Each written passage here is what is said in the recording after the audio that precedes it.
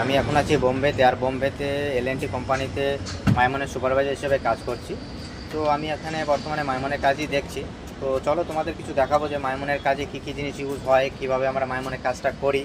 তো চলো কিছুটা দেখাবো। আমি এখন বর্তমানে দাঁড়িয়ে আছি আউটের ওয়ালে।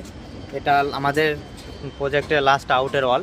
এই ওয়ালটা 24 মিটার লম্বা, একদম খাতারনাক ওয়াল বলতে পারো এটা, কারণ এটা আউটের ওয়াল। প্রচণ্ড পরিমাণে কংক্রিটের প্রেশার এই ওয়ালটাতে আসে।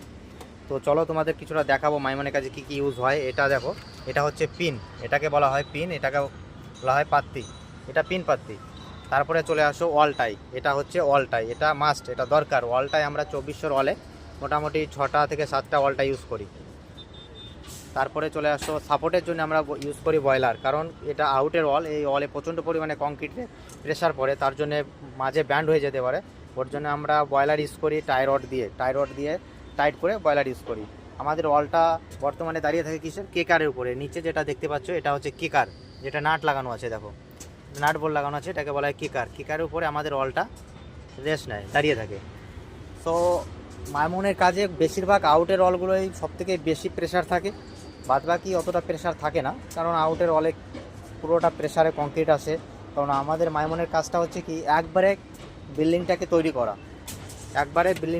করা, যার কারণে পুরোটা কংক্রিটের প্রেশারটা আউটেই আসে। তার জন্য আমরা যতটা সম্ভব পারি 2 লাইন 3 লাইন করে বয়লার্স দিয়ে সাপোর্ট দেওয়ার চেষ্টা করি।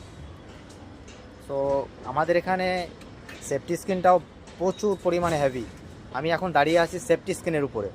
সেফটিটা এত সুন্দর সেফটি, এখানে বিন্দাস চোখ বন্ধ করে বা হেঁটে চলে যেতে পারবে, একদম মনে হবে যে ব্রিজের উপর দিয়ে হেঁটে যাচ্ছি। পুরোটা আউটসাইডটা পুরোটাই ঘেরা, আউটসাইডটা দেখলেও বুঝতে পারবে যে দেখো কত সুন্দর করে ঘেরা দেওয়া আছে। বাইরেও তুমি দেখতে পারবে, ঠিক আছে, দেখা যাচ্ছে না হয়তো।